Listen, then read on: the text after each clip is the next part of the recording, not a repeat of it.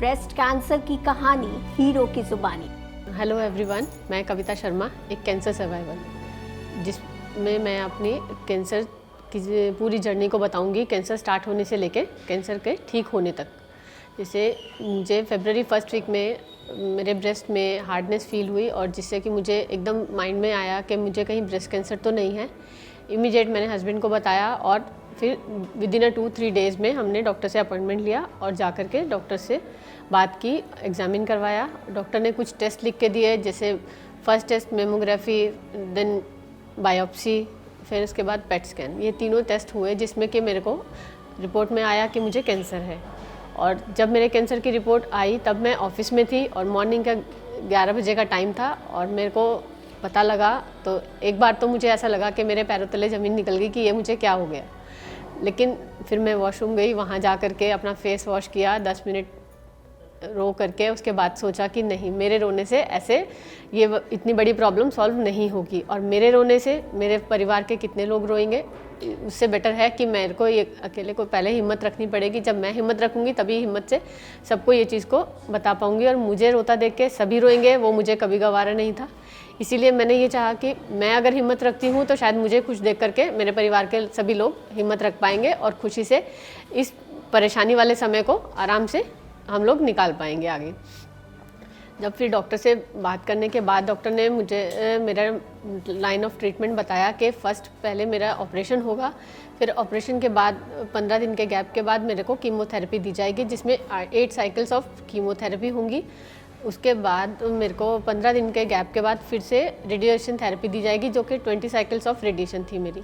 ये मेरा फरवरी first week से लेकर के 14 अगस्त को लास्ट मेरा ट्रीटमेंट कंप्लीट हो गया था।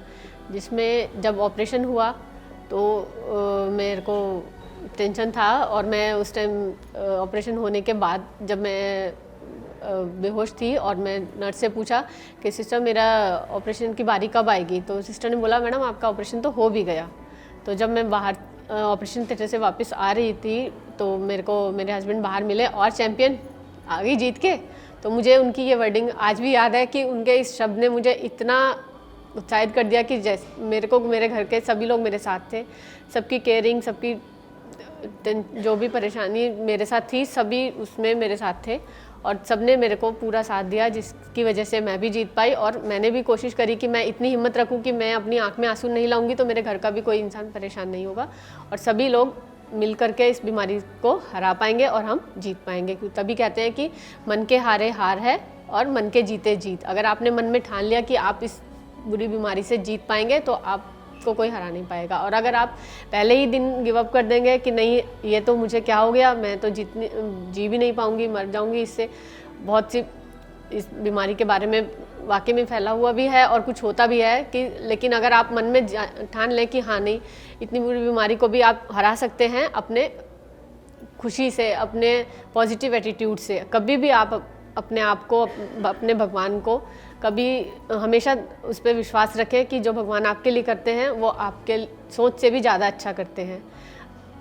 जो भी उन्होंने आपके लिए सोचा अच्छा सोचा है, इसीलिए कभी भगवान को दोष नहीं दीजिए और आप कोशिश करिए कि जो आपके साथ हुआ वो अच्छा हुआ। अब मेरे साथ अच्छा ये हुआ कि मुझे बीमारी जो है वो बहुत अर्ली स्टेज में पता लग गई। अगर मैं यही कहती कि हे भगवान मेरे साथ ये क्या किया तो मैं शायद ठीक नहीं हो पाती। मैं ये भगवान का शुक्र करती हूँ कि मुझे ये बीमारी इतनी जल्दी पता लग गई, जिससे कि मेरा ट्रीटमेंट जो है बहुत अच्छा हो सका और टाइमली मुझे पता लगने से मैं आज आप लोगों के सामने बहुत अच्छी ज़िंदगी जी रही हूँ।